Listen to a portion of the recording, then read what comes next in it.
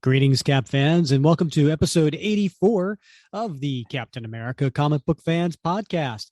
I am your host, Rick Verbanis, and as always, I'm joined by the best gosh darn co-host out there. That would be Mr. Bob Lucius. Hey, Bob. Hey, Rick. Top of the morning, Governor. Hip, hip, doodly doo. You know what I love about doing the show with you, Rick, is every week, I try to come up with a new way to say hello to you, right? I mean, I think it through, I research it, I try to get it just right, the timing just right, get a laugh out of our listeners. I think it makes a show. Okay. Bob, that sounds like a retcon to me. Oh, what? Yeah, I'm thinking you're kind of taking a little bit of a liberty here and changing the previous 83 episodes, give or take, and in changing it so that it's actually something different, a little new. Why might I be doing that, Rick? I'm glad you asked, Bob, because today is the top 10 other Cap Retcons, part 1. And you may ask, why part 1? Well, because we're only doing 5. I mean, I'm not a math major, but we're going to do the other 5 in part 2. But we figured we'd have some fun today with these, at least the first 5 of the top 10 other Cap retcons. And I'm going to tell you, I'm going to give credit where credit's due. This was completely my brainchild. I came up with the idea. I did all the research. I did the writing. And, Bob, as always, you just kind of just show up and make a comment here or there. You're a hell of a manager. Actually, I think Bob's saying I may have retconned that. No, I got to give credit to Bob. This was Bob's idea to do these retcons. Bob is I will also give Bob some credit. He does a tad bit more reading of the golden age than I do. I know to some people that's blasphemy, but it's true. He gets into the golden age a lot more than I do. So he, in his readings, and of course, reading current and modern and the last 50 years of Cap, he's noticed some differences. So we're going to go over those today. I think that'll be a lot of fun, Bob. Yeah, absolutely. But we gotta like warn the listeners, right? Because when you think, top 10 retcons, certain ones pop in your head, right, Rick? I mean, obviously there's some really, really critical ones out there that, if we asked, hey, what are the top 10 retcons? And actually we did in the Facebook group, right? We said, what are the retcons that were most important? These aren't those. Oh, these aren't. Yeah. Nope. No. These are, this is, the title is the top 10 Captain America retcons, but the fine print that the lawyers made us add was they're probably not the ones you're expecting. Oh, yeah. So we're going to skip over some of the more obvious ones. Okay. Why, Rick? Because they're so obvious. Okay. Yeah, I'm on board. Yeah. So we know that Cap getting frozen in the ice in 1945 is an important retcon, but it's also an obvious one. All right, Bob, I'm going to stop you there. I think this is an excellent point, right? If the listeners came here seeing that we were doing top 10 Captain America retcons, and they were coming and they're like, I wonder how they're going to rank them, right? Some are going to be more important than others. Mm-hmm. No, we're really not ranking them. I mean, I don't think so, right? Yeah. We're just going over the ones that we think are entertaining and interesting and so on. And if you came here thinking, well, obviously they're going to talk about Avengers 4 and the fact that Cap was frozen and how Stan Lee, Jack Kirby brought them.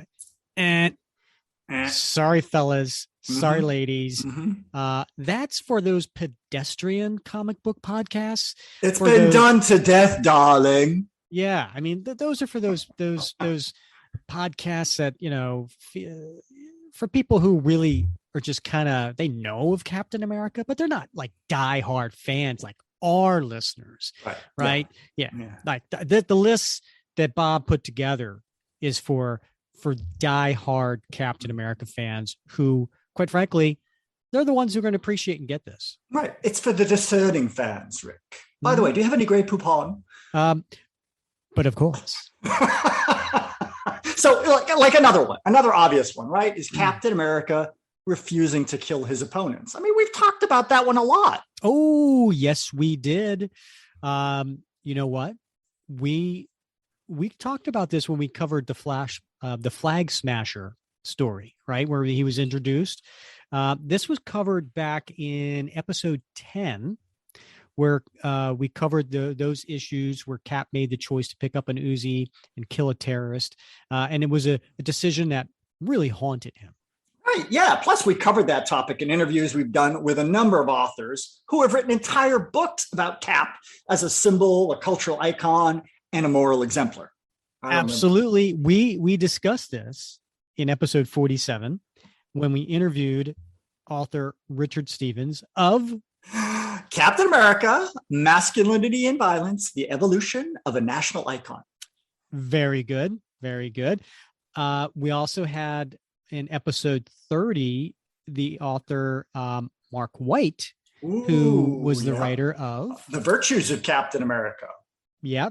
And then recently in episode 82, we had our interview with Jason Olsen. Oh, yes. Mark Grunwald and the Star-Spangled Symbolism of Captain America. Yeah. So we covered those topics. We already did those. So if you want to deep dive into Captain America refusing to kill his opponents, we discussed that to death. So no reason to bring that into top 10 Captain America retcons. Now, Rick, another obvious one, right? Another obvious retcon is Bucky being alive after having been presumed dead for decades. Oh, yes. We explored this one back in episodes 19 and 21 when we reviewed the classic Ed Brubaker, Steve Epting, Mike Perkins, Winter Soldier origin story that did back in volume 5 of Captain America. Right. And then there's also Sam Wilson's infamous origin story retcon, which we're also not going to address in this top 10 because we've already addressed it at length. Indeed. We covered this one in podcast episode 14. And that's when we had like a deep dive into the origin of the Falcon.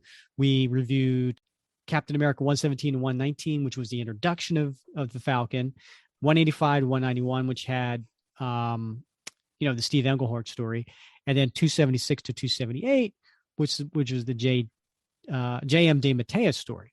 And so we covered all of that in episode 14. But if you want to hear it from the writers' mouths themselves, episode 52, we interviewed Steve Englehart, and episode 13, we interviewed DeMatteis. So yeah, we covered Sam Wilson's origin story, which was retconned and then retconned again. Right. The double retcon, double secret retcon. Some people even say it was triple retcon. Yeah, right. That sounds painful. And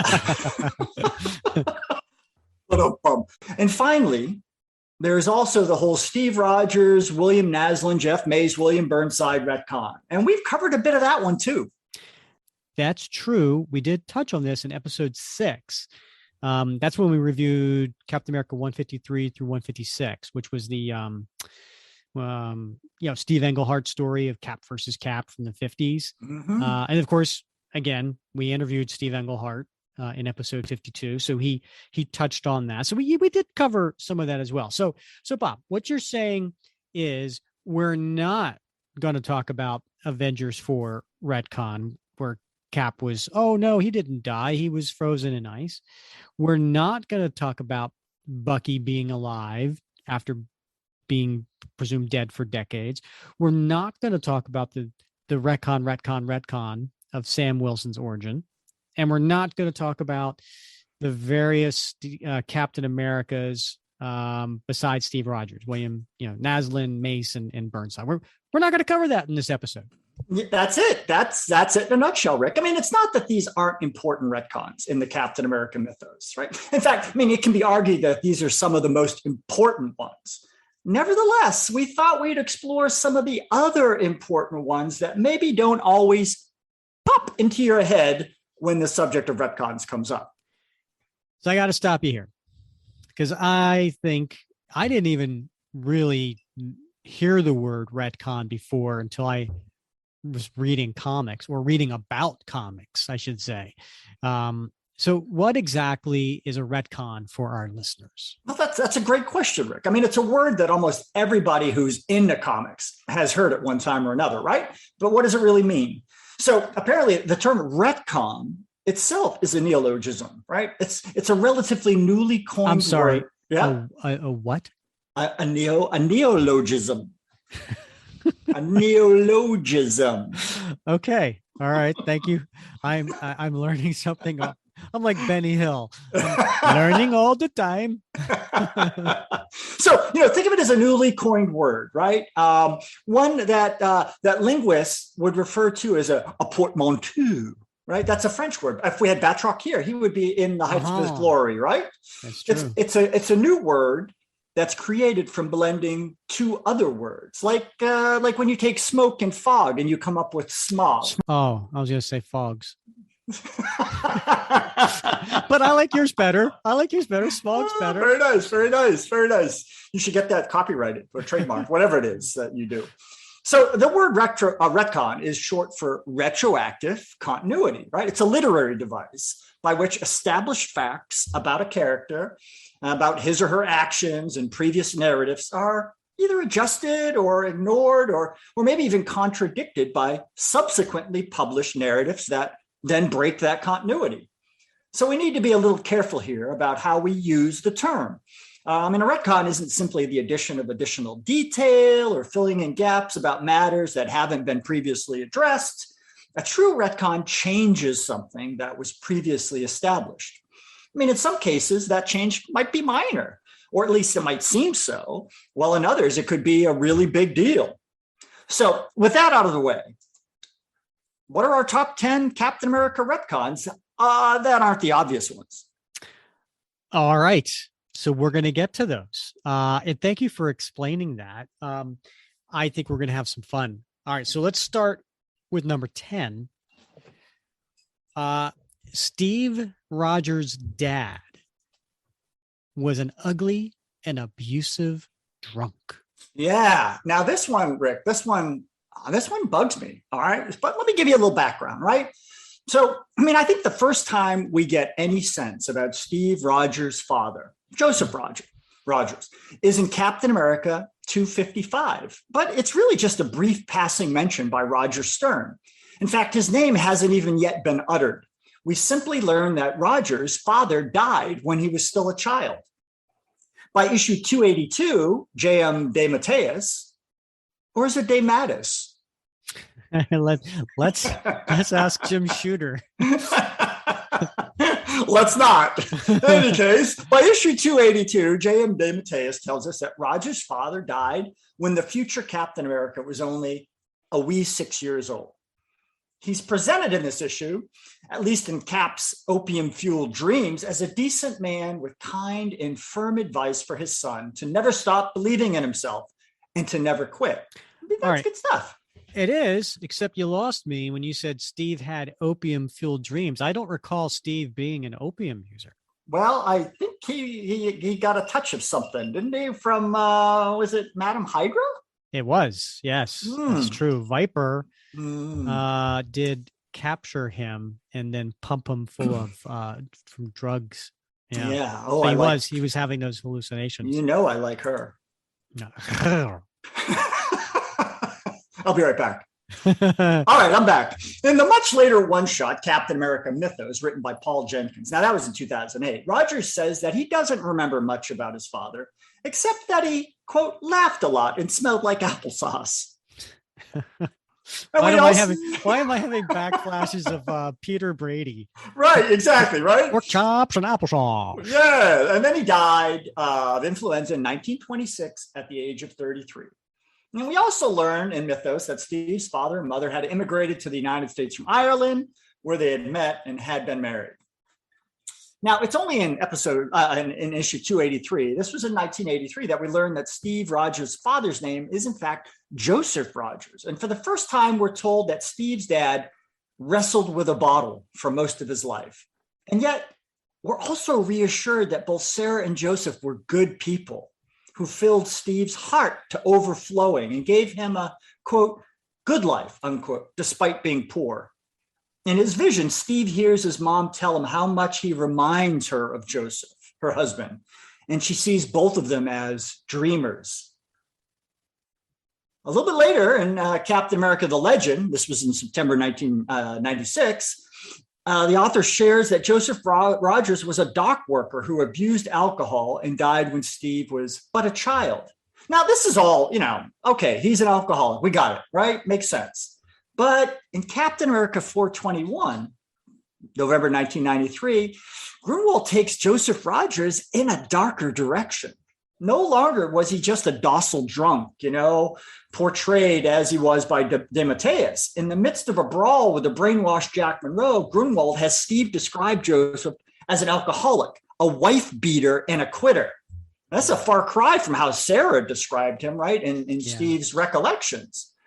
And this is the Joseph Rogers we encounter full bore in the first 7 issues of Rick Remender's Volume 7 of Captain America. I know you know this run, Rick. In issue 1, we hear Sarah accuse Joseph of being a drunk, and we see him slap her twice. Mm-hmm. She suggests he's just like his own father. And in issue 2, we read Steve's grandfather describe Joseph as basically a good man who lost hope. In issue 4, Sarah tells Steve, your father let his circumstances change him from a good man to a weak one. I like this, though, Rick, a weak man, not a bad one, but a weak one. Right. Right. That's an important distinction. And in issue 7, Steve recalls that he was crushed by the weight of hard times, but he was a good man. He loved us, but his inability to provide during some very hard years robbed him of his pride and eventually his hope. He just couldn't stand back up. He was drinking, escaping from what he saw as a hopeless situation the only way he could. And over time, he just disappeared. Mm.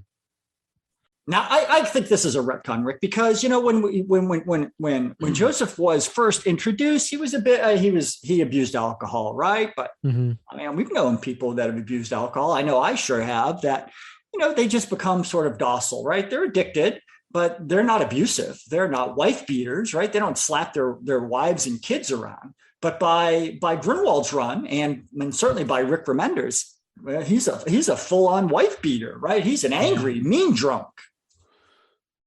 Yeah, it is quite. I don't know. Maybe it's the writer's ways of trying to paint a more desperate beginnings for Steve Rogers, so that way he has something more to climb out of, right? He had something that he could overcome. So by having, it wasn't bad enough that they were poor and that his father died and his mom had to, take on odd jobs, and then she died and he was a young age. No, that wasn't bad enough. They had to throw this in there as well. Yeah. So it's interesting because not only was the father changed when it came to alcohol, but it also Steve Rogers himself. So, Steve Rogers went from being someone who had alcohol to someone who didn't. And that was during Mark Grunwald's run. And so, if you go back to beginning or early days of J.M. DeMatteis's run, back in 1981, there was an issue 261 where I think it was called Celluloid Heroes. And it starts with Steve and Sam and his neighbor Josh Cooper, and the 3 of them were at a bar, and they're drinking and maybe got a little tipsy, and then Steve and Sam are leaving, and they're in their civilian clothes, right? And they're leaving, and they see a mugging in the alley, and the 2 of them go to stop it, but they'd had too much to drink. So it was kind of, it was obvious, right? Then we get to Mark Grunwald's run, and he didn't drink, right? Mm-hmm. So what changed? Well, the writer. And so I actually knowing this was one of our top 10, I actually reached out to Mark's wife, Catherine Schuller Grunwald.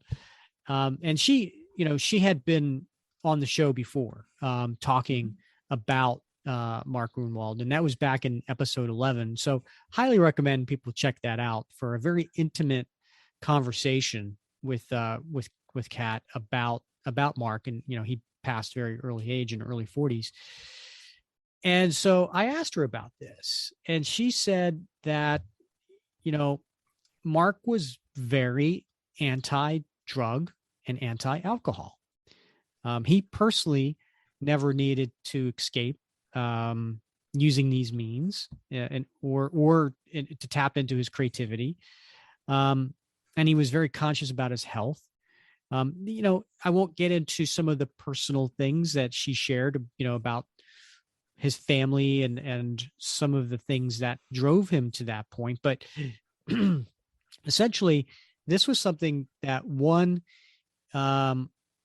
he felt that it was important to make this part of Cap's belief system too.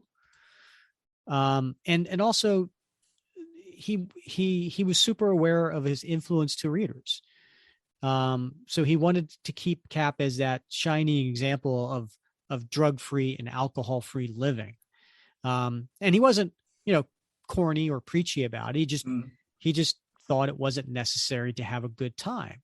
And so, I think, that kind of helped explain, you go from one writer to another writer to another writer, their backgrounds are different, their beliefs are different.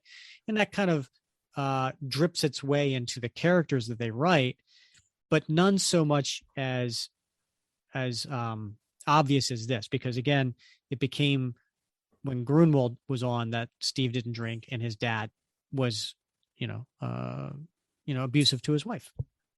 Man, that is awesome background. That's why I hired you for this gig. Good job. Yeah. Oh, I appreciate that. Thanks. Can I come back next episode? We'll talk about it. All right. All right. So let's get to number 9 of the top 10 other Captain America retcons. Number 9 is Steve Rogers always wanted to be an artist. Right. Now, a couple weeks ago, I don't know, maybe it's 3 weeks ago, I made a post in the Captain America comic book fans Facebook group that highlighted, it was a short article from the 1939 Daily Bugle newspaper promotional giveaway that Marvel published in June 2009 in the run-up to the Marvel Project miniseries. It was a fake newspaper that was 70 years old as a promotion. Right. And it had a bunch of little articles. Yeah. Yeah.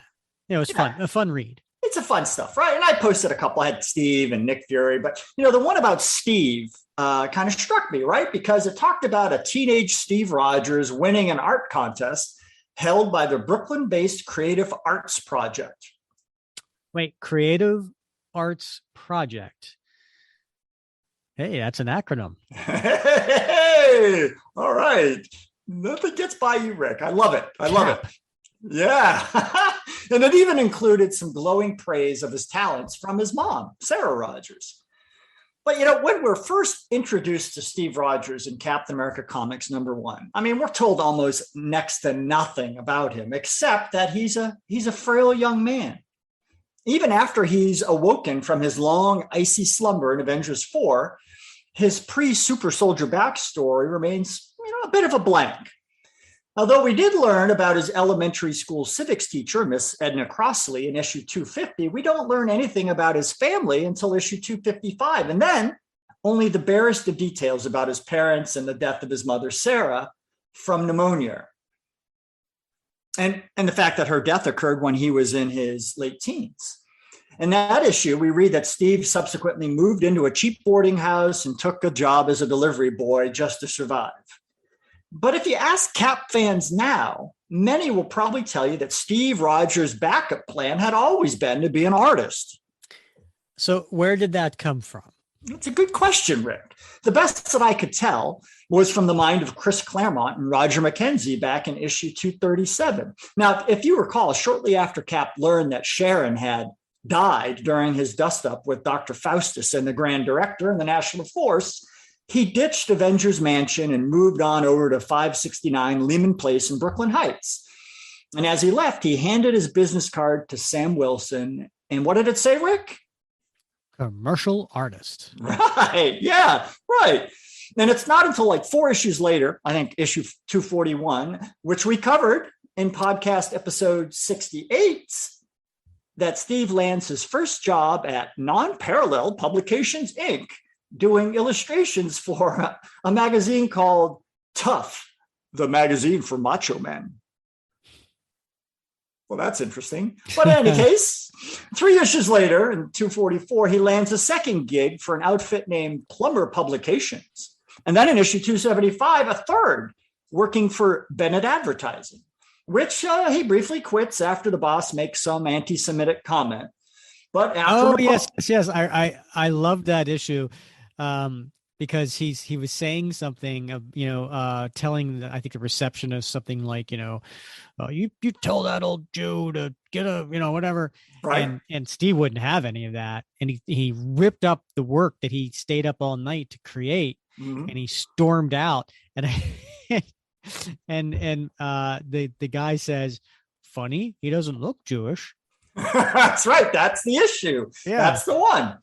Yep. And then, so anyway, after an apology, I don't know, 5 issues later, Steve's back working there. And he continues to work there until he decides in issue 309 that maybe the advertising business isn't really his cup of tea.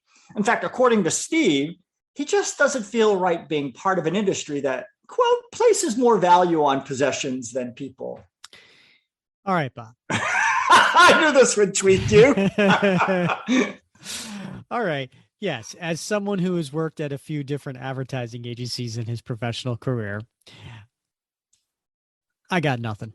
That would be all true. Yeah. All right. Move along. All right. So anyway, throughout all these issues, we get various glimpses of Steve at his drawing board in his apartment at Lehman Place. But it's in issue 310, written by Mark Grunwald, that Steve Rogers finally figures out what he wants to do with his talents. So while riding on the Lexington Avenue local subway, he spots a couple of young teens talking about Captain America comic books of all things.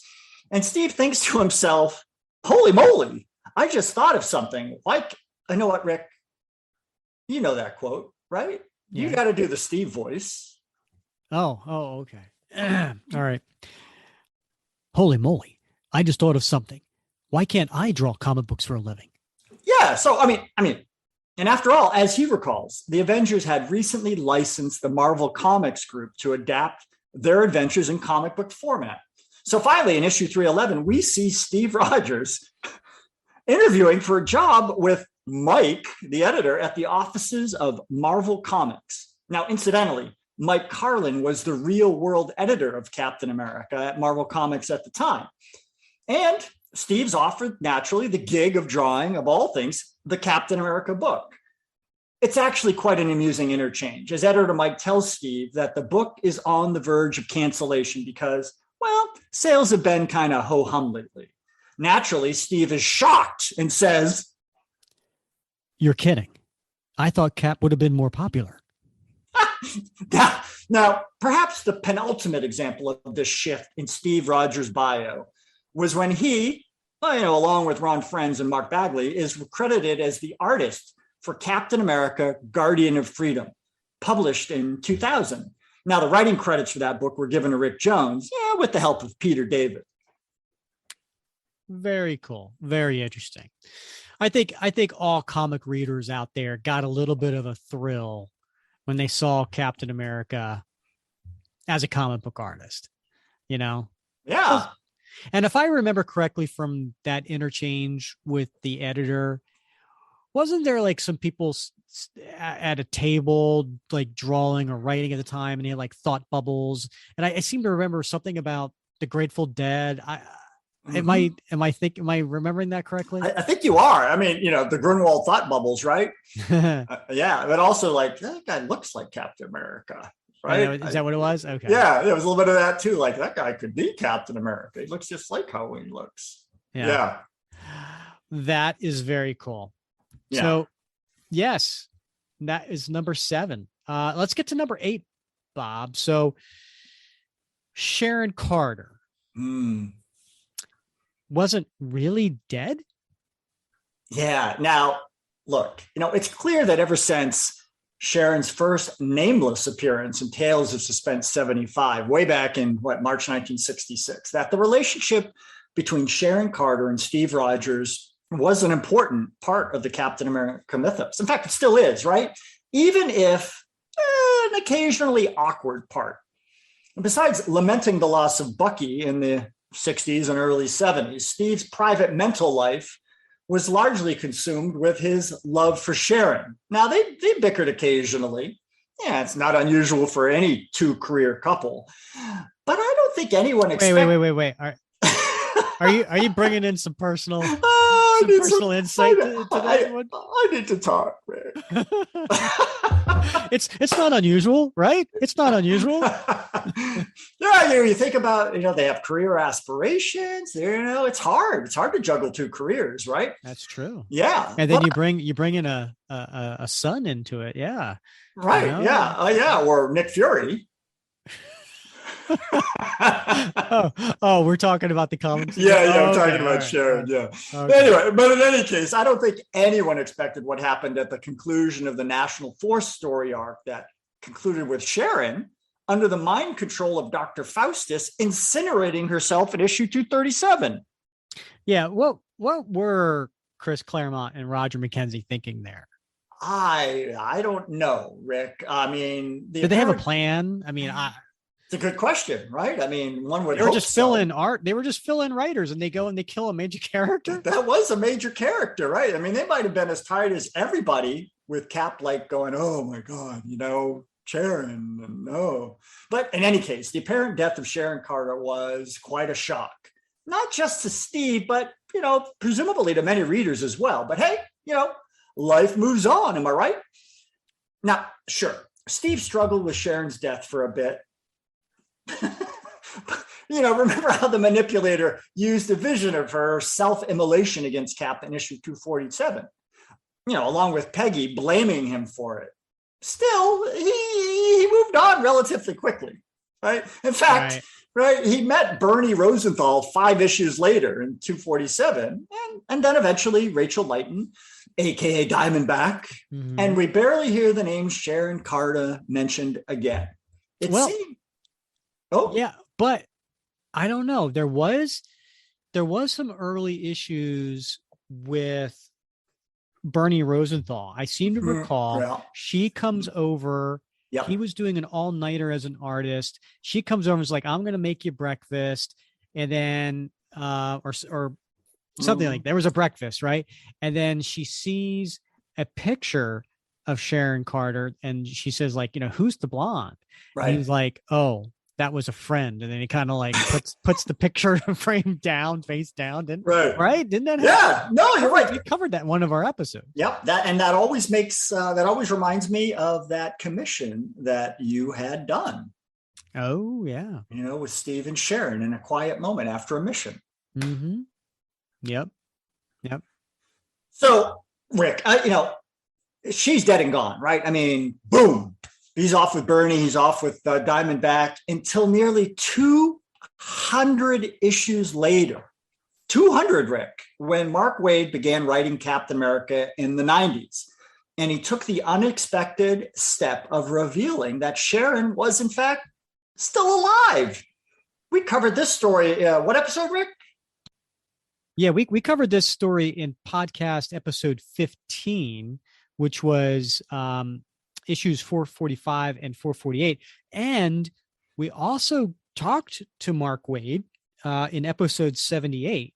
And we asked him, hey, what was the point of bringing him back? And it was a fun conversation. He was just kind of like, I can't believe they killed her.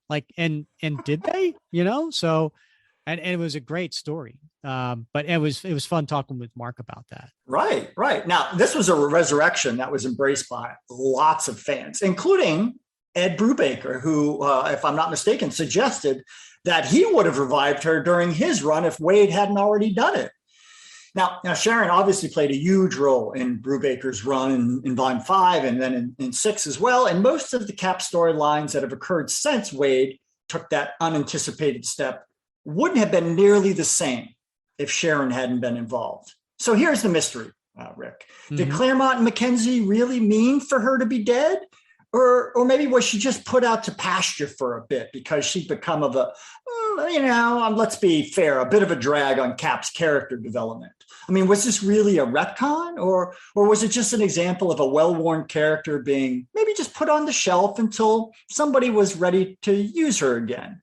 I mean, let's contrast it with Bucky, who, was dead, right? Or like Jack Monroe, who was killed by the Winter Soldier in issue 3 of Volume 5. Oh, spoiler alert. Damn, I forgot to say spoiler alert. Oh, Jack's dead? I haven't gotten that far. No, these are great questions. Great questions. Yeah, I don't know. Personally, I'd have to say Claremont and Mackenzie meant to kill her. I think so. Yeah. I think they were like, you know what? This story has gone the path. It's gone as far as it's going to go. It's not, it's just a repetition of the same old thing. Mm-hmm. Let's shake things up. Yeah. Let's kill Sharon. And I think because, Mark being, very much someone into continuity and doing his due diligence and reading all, the back issues and things like that, he read this and was like, it was off panel, we don't know she's dead. Right. And it wouldn't be great to bring her back. And it did. It was an amazing story. And not only was it a really fun story, but to your point, all the stories that have come after that Sharon's been part of has been like, it's been important to have her there. You take a look at, you didn't mention Volume 7, right? By Rick Remender, where they go off to the Zola universe and Sharon comes back aged, right? Mm-hmm. And this was and Steve comes back with the son Ian and that relationship that between them, and gosh, you could go on and on about some of the stories that have come since then. So and how important she was. She was important in Volume 9 and the Coates run. I'm hoping with the upcoming series, the Sentinel of Liberty, that she's important there as well. Mm-hmm. She's a really well-developed character now. I think prior to Wade taking over, she was more of a kind of a two-dimensional kind of character. She was a plot device that I think Stan Lee, Jack Kirby kind of threw in back in the day as a romantic interest. But she's developed into a really well-rounded character. Yeah. And I think that exactly hits the point, Rick, about how some of these retcons can be very minor, but some that can be really consequential, and they're not the big ones that we necessarily think about, but they have ramifications that ripple on. And I think you're right. I think bringing her back allowed for character development in a way that maybe was stymied or just, was a little bit stagnant. And I think Claremont and Mackenzie were like, look, if Steve Rogers was serious, he would have put a finger, he would have put a ring on that finger, right? And he didn't. I was going to do a little Beyonce for you. But, is that what it was? Okay. Woo! All right. Moving on. All right. So Bob, it's interesting. You just said the word stymied. Okay. Yeah. I learned something this week. The definition, I would say the origin of the word stymied. Okay. Here's the story, folks. There is. So, the definition of the word stymie is to prevent or hinder the progress of. Okay. Mm-hmm. Where that origin of that word came from was back in 1834 in Scotland, and it has to do with golf. And apparently, there used to be, before there was I don't do a lot of golf, but apparently if your ball is blocking the hole, you're allowed to like move your opponent's ball right?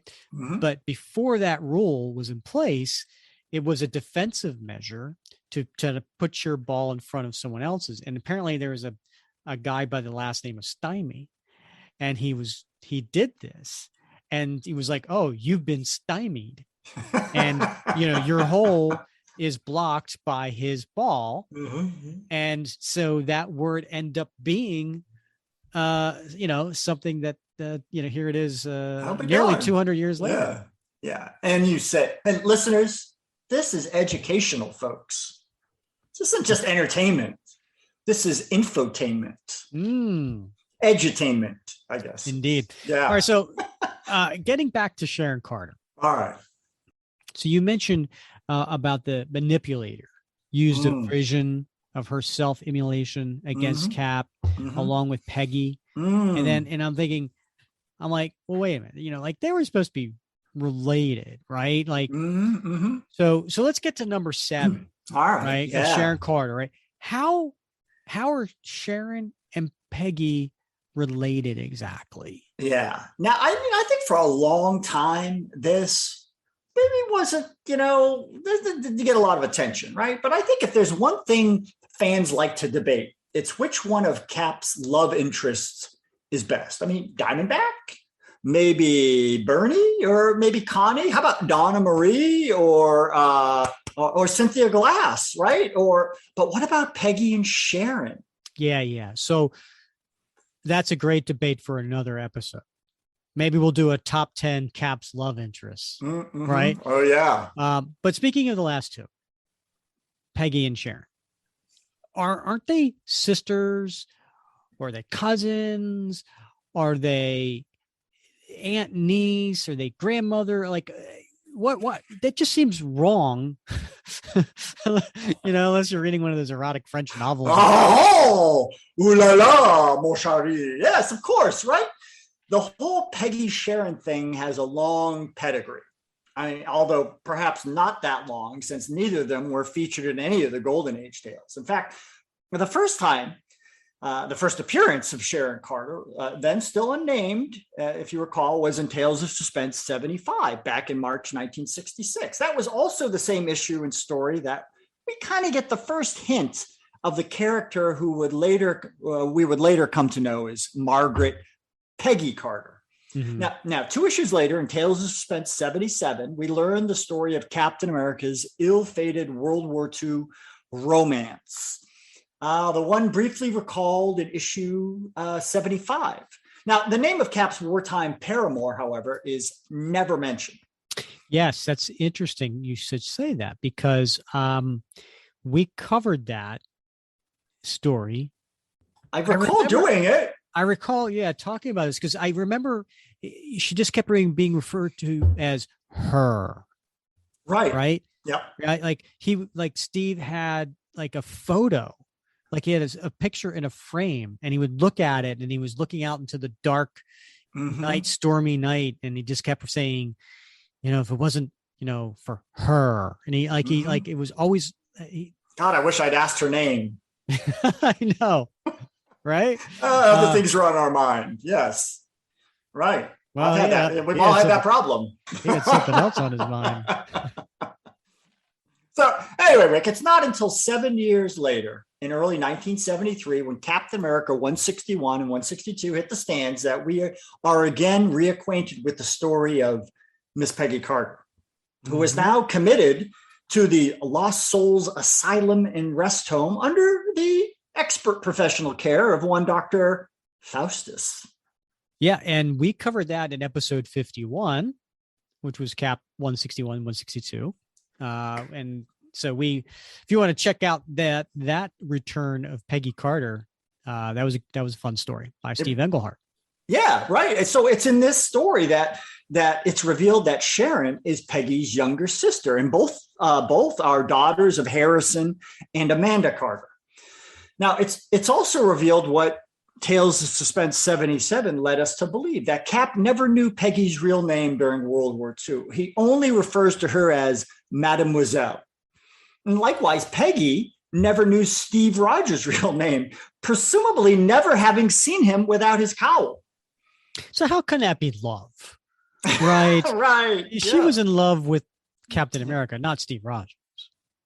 Well, that's one way to think about it, but maybe she wasn't swayed by his roguish good looks, right? Only the cowl. And so she loved him for who he was as a person, Rick. Why be so cynical? Uh yeah, sorry. I think she fell in love with the uniform. Hey, as a former Marine, you kind of know how that goes, right? Oh, yes. Oh, yes. That's why I joined the Marines. Yeah, I thought the uniform would make me look more attractive to women. Turned out it didn't work. No. But yes, not the first mistake I've made. But in any case, that's a hell of a long career to figure that out, Bob. Well, I'm not a quitter. So we see one of these early World War II adventures with Captain Mademoiselle told in the 2011 one-shot Captain America and the First 13, a title that lets us know that Peggy also used the moniker Agent 13 well before Sharon. Harkening back to the Tales of Suspense 77, we're reminded that Peggy suffered amnesia as a result of an explosion during the closing days of World War II. And when she eventually recovered, I'm sorry. What's so funny about post-traumatic stress syndrome, Rick? It just sounds so much like a soap opera. It's like, she's like, oh, she suffered from amnesia. Right. That's such a poor plot device. Yeah, it's such a rare condition, and yet it seems to happen a lot in comics. Yeah. Yeah, absolutely. Yeah. But, and we'll come back around to that later. But it was the 70s. Yeah, indeed. So when she eventually recovered, only then did she learn of Cap's alleged demise in May 1945. And this news, we're told, caused her to shut down mentally, right? And she dressed herself as a widow ever since. So her family and doctors never told her when Cap supposedly reappeared in the 50s for fear that another shock would be too much for her fragile mind. And when it proved that Cap was in fact the anti-communist Cap and not Steve Rogers, and he too disappeared, it appeared that their caution had been warranted.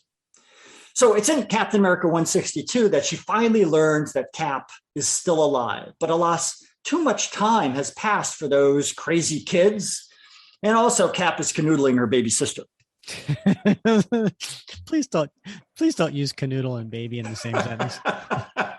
So over the years, she slowly gets over Cap and comes to grip with her, well, let's say advanced age. And Steve eventually has to tell her of his involvement with Sharon, which he does in issue 179. Eventually Peggy bounces back, right? And she strikes up a romantic relationship with Gabe Jones, as we see in issue 184. He was a former Howling Commando, so he harks back from that time, but he's also employed by S.H.I.E.L.D. like she is. And their relationship, as you know, doesn't go unnoticed by the Red Skull. So Peggy, the Red Skull. Actually, in my notes, Rick, I typed those two words together just for your benefit. Oh, I love that. Now, explain why the Red Skull did not like their relationship, for those who aren't aware. Yeah, well, let's just say he had a bit of a racial animus. That's a way of saying, because Peggy is white and Gabe was black. Right. So for those who didn't know, it was an interracial couple. And of course, this was written back in the 70s.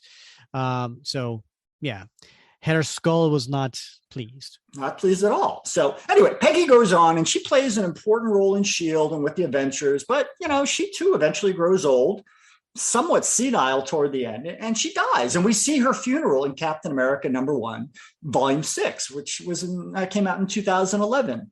By Ed Brubaker. But like the other Carter, she doesn't stay dead forever. And in issue 19 of Captain America Volume 9, she reveals to Cap that she too is alive again. I got better. It was just a scratch. Thanks to the sentient cosmic cube, Kobik. Mm-hmm. But Rick, here's the real twist. There's more? Yes, there's more. It takes place in issue 25 of Volume 5, when in Sharon's memories of her youth, she recalls sitting with Peggy, sitting on the floor watching old World War II newsreels of Cap in action as the older Carter girl sobbed quietly in the corner. And just like that, Peggy is identified as Sharon's aunt rather than her older sister. Now, in issue 49 of that same volume, we learn a bit more about Aunt Peggy's profound influence on her niece and how it shaped Sharon's decision to eventually join S.H.I.E.L.D. herself. Now, hold on before we get into the rest. Mm-hmm. So, okay, let's start over here. So we have them in the beginning as sisters, right? Right. And then, right. And then because it made sense, right? Because in the 70s, you could have had, I mean, obviously people from World War II are still abundant around. I mean, it's 30 years removed, and, they may have been 20 at the time. So here they are in their 50s. So, at that time, the fact that Peggy and Sharon were sisters made sense. So then when Ed Brubaker took over, that no longer made sense. So it was aunt and niece, which quite frankly still was a stretch, considering the age difference. Right. Yeah. But maybe it was one of those aunt by title rather than by blood. It's a good maybe Rick, right? I mean, it gets harder and harder with the sliding time scale, when you've got somebody pegged in World War II, but the comics are taking place in contemporary times. That time period gets stretched further and further. And at some point, maybe Peggy's going to be, Sharon's grandmother. Exactly. Right. Well, and I think they addressed that in the MCU, right? Yeah. I think they did because, I mean, Peggy Carter was obviously introduced, in the MCU with that first movie, First Avenger, played beautifully by was it Haley Atwell? Yeah. Yeah. Yeah. Yeah. Yeah. But yeah, she was great. But then they introduced in Captain America 2, Winter Soldier, they introduced Sharon Carter. And then at some point, was it that movie that Peggy dies, right? But she was alive, but she was, like 100 at this point, right? And then during the funeral, Sharon says, she was my aunt, but I think she kind of said, like, we called her the aunt, like she wasn't like really, it was like a title. Maybe like great aunt or something, right? Yeah. So they kind of addressed that in the MCU. Yeah. Right. And I think that, it's an interesting, right? Because I said early on that, like, Peggy had a role to play. She was a S.H.I.E.L.D., Avengers. It was a good bit character, right? Not an A-list character, maybe not even a B-list, but it's certainly an important supporting character. But, the Marvel Cinematic Universe fans swoon over Peggy because she's played such a central role in Cap's life in the movies. I mean, really, that spoiler alert, right? That scene at the end of Endgame, right, ties it all back together. But she had a far different role and impact in the comics themselves, at least early on. Still, with the release of the first Avenger, as you said, Marvel Comics made an effort to retcon the character to make her more relevant to modern comic readers who simply wanted to see more Peggy. And therefore, they had to find a way, I think, to make her fit logically into continuity. Yeah. As and probably a lot of our listeners know, I used to own a comic book store. And so when things came out in pop culture, the comic publishers always tried to find something to, have product available for the people who were, they got interest because of a movie or a TV show or a video game or something like that. And they came in and they want to look for something. So it made sense for them to try to find something in current Captain America comics for Peggy. Yeah. And now they have Captain Carter. Right. And now they got Captain Carter. Right. So, and she's back in volume 9, and who knows, and she's young again. So who knows what will happen? Yeah. Who knows, Rick? All right. So, Bob, all this talk of girlfriends, leads me to number 6 of the top 10 other Captain America retcons. Number 6 is Betty Ross and the case of the disappearing girlfriend. Yeah. Now this one blows my mind, Rick. It really does. As we already discussed, we all know about Margaret Peggy Carter and Cap's history together in their World War II romance, thanks to Tales of Suspense 75 and 77 and Captain America 162 and that one-shot Captain America in the first 13, right? From that most tenuous of first mentions in Tales of Suspense 75, Peggy went on to become an important supporting player in the Captain America mythos. Okay. And thanks to Marvel's decision to make her front and center in the cinematic universe's portrayal of Cap's origin story, her characterization in the comics has been further fleshed out. I mean, it's not hard to argue that she's become an important character in Cap's world. Now, one of the characters from the Captain America mythos that I find most intriguing is this Betty Ross. Yeah, that's right. Most people give me a blank stare. I know not you, but like most listeners, right? I mean, they're like, "Who? Yeah, Hulk's girlfriend." Yeah, sorry. I don't read a lot of Golden Age Cap, so I know. That's why you're getting a blank stare from me. But if you say Betty Ross, people think, well, Hulk's girlfriend, right? Hulk married her eventually. I think Bruce Banner, right? Maybe not Hulk, Bruce Banner for sure. Mm-hmm. And so, but the Betty Ross I'm talking about, her first appearance was in Captain America Comics #1, way back in 1941. So she's in the mix right from the go, right?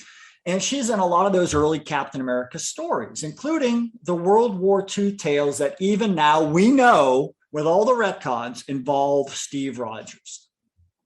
Now, although her name is Betty Ross until it's altered slightly to Betsy Ross in Captain America Comics 61, and used as Betsy Ross thereafter, she appears in at least 33 different stories with Captain America during the Golden Age, all the way from the first issue through Captain America Comics 73 in July 1949. I mean, she's even on the cover of Captain America's Weird Tales 74, that sort of funky standalone issue with Red Skull, where Cap and Red Skull go down to hell and fight it out, right?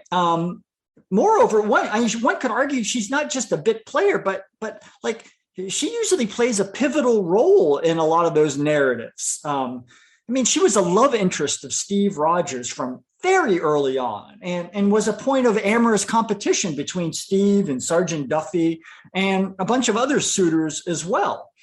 Now, eventually she became Golden Girl in the post-war years in Captain America Comics 66. That was April 1948, right? And she served as Captain America's partner after Cap's teen sidekick was shot by Lavender. All right, so far so good, right? But this is where it gets strange, Rick. Her first appearance in the Silver Age seems to be in Tales of Suspense 64, right? You remember that one? That's Kirby and Lee's retelling of the Sando and Omar story from Captain America Comics #1. Well, yes, we covered that in episode 75. Right. Yeah. But you remember in that retelling, she's never identified by name, only as Agent 13. It's true. Okay, right. And in fact, in most of the Silver, Bronze, and modern age retellings of Cap's origin story, Agent 13 is now held to be Betty. Now, thanks to Roy Thomas in Captain America 215, we know that Cap and Bucky's later appearances in the 40s Golden Age books weren't really Steve Rogers and Bucky Barnes, but were either William Naslund or Jeff Mace, with Fred Davis standing in for Bucky. So according to the official index to the Marvel Universe, right, that identifies the Naslund and Davis stint as Captain America and Bucky. That ran from Captain America Comics 49 through Captain America Comics 58. And then Mason Davis took over, and they would have carried on from Captain America Comics 59 until number 66, when Davis gets shot in the gut by Lavender and is replaced by Betsy Ross as Golden Girl. And she stays by Mace's side until the end of the series in July 1949, or October 1949, if you count Captain America's Weird Tales 74, where she's on the cover. So she showed up in a couple of stories in the 1950s in Captain America number 74, when Cap was now William Burnside, right? So here's the odd thing: is she actually never showed up in any Patriot story. So we'll circle back around to that thing in a minute. So that means even if we discount her adventures alongside Jeff Mace, that's 11 Captain America comic books and 5 Marvel mystery comic books, she still appeared in 16 stories with Steve Rogers and Bucky Barnes. And yet she basically disappears from the Steve Rogers as Cap mythos after Avengers number 4. Now, sure, she was much later retconned in the Captain America Patriot miniseries, which came out in 2010, as having eventually married and settled down with Jeff Mace to live out their post-hero lives in a small town called Glendale, New York, where Jeff became the editor of the local newspaper and Betsy became a school teacher, right? We know that. And we know that, she was actually the aunt of General Thaddeus Thunderbolt Ross, as well as the great aunt of Elizabeth Betty Ross, Bruce Banner's girl. So what's interesting, I mentioned that earlier, that she never appeared in a single Patriot story back in the Golden Age, because in the Patriot, Captain America Patriot miniseries in 2010, she appears in a lot of stories in which Jeff Mace is still the Patriot. So that was definitely a retcon. So, they did Betsy pretty good in that modern miniseries. And much later in the one-shot Ant-Man Last Days comic, we get to see her final days spent at an ex-superhero, ex-supervillain retirement community down in Miami called Valhalla Villas. But, it just seems weird to me that such an important character was completely retconned out of Steve Rogers' life in the Silver Age, the Bronze Age, the Modern Age. I mean, someone who was so central to so many of his and Bucky's adventures, someone who was likely had an important, back in the Golden Age. I mean, she was like an FBI, person, and, she was an important role model for a lot of young girls during the war. And, Cap had a bit of a crush on her, and yet, boom, completely retconned out of existence. Yeah. Well, you know what? I got to tell you, I personally didn't know much about Betty or Betsy Ross, aka Golden Girl. So this is actually kind of informational for me. I'm not a big aficionado for the Golden Age of Captain America comics. So this stuff kind of new, but it does make a lot of sense that you're, someone who's been that pivotal in the series, why she really wasn't ever brought up for the first 40, 50 years, that Steve Rogers is been brought back into quote unquote the modern age. I'm going to say it, Rick. Betsy Ross, she was done dirty. You went and said it. Yep. She would have been a great character, right? I mean, she wasn't even in the Invaders, for crying out loud. You know where she was, though, Bob? She was on the cover of Comic Shop News 2021 Winter Preview Edition. You don't say. Yeah. So if you go to a local comic book store, there is this paper, newspaper type of thing that's called Comic Shop News. And there was a time that cartoonist Fred Hembeck was doing the covers for Comic Shop News. And if you don't know Fred Hembeck, look him up. He was kind of popular back in the mid to late 70s, early mid 80s. Did these little cartoons inside the Marvel comics, and he did a few different comics as well. And I've become a fan of Fred Hembeck lately, and so I get these little sketch cards that he makes. Anyway, long story short, he did this cover. I'm going to show it to Bob here, and this was the winter of 2021. So what was going on at that time was Falcon and Winter Soldier on Disney Plus. And so you have in the foreground, you have a snowman made to look like the Winter Soldier, and you have Sam Wilson as the Falcon putting together the snowman. And in the background, you see Captain America and Golden Girl. And they are, Golden Girl is speaking. And she says to Cap, gee, that Falcon and the Winter Snowman, or I mean Soldier, show sure was popular. Maybe Disney Plus would like another series about one of your old sidekicks. You think there'd be any interest in a Golden Girls show, Cap? Love it. And Cap says, only if they find B. Arthur floating in a chunk of ice and can revive her.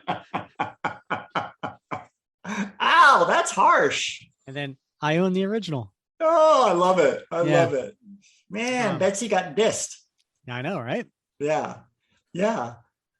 Woo. It's just crazy to me that, not to harp on this, but, the way that, Peggy Carter was sort of brought into Tales of Suspense, 75, 77, 160, 162, sort of that whole sort of evolution. It could have been Betty Ross, right? Based on her frequent appearances and interactions with Cap throughout the Golden Age. And it wasn't until I guess they had to explain away her partnership with Jeff Mace after they did all that retcon. But what a missed opportunity. She would have been a great character. Yeah, I agree. Yeah. Now that you brought all that up, it's strange. Almost like, did they forget about her, or was there some sort of licensing thing? Like, I don't know. Yeah. Who knows? I don't know. Yeah. Well, Bob, I got to tell you, these were great, great topics to kind of go through. I'm excited to go through, the next time when we go through the top 10 other Captain America retcons, part 2, and we will cover 5 through 1. So come back for episode 89, and we will take a gander at those 5. But this has been a really fun and interesting trip down some things that didn't always make sense to me, and the way you explored them really brought some ideas to light. So for the diehard Captain America fans out there that are listening, I think a lot of them felt the same way, as far as, I always wonder about that too.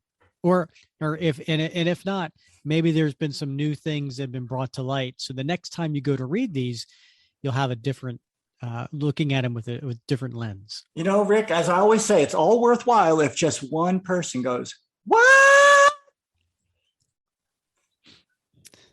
All right. This is the time when the listeners, especially the ones that are driving right now, you basically, I want to hear what, go ahead, grip the steering wheel. Do it, folks. Say as loud as you can.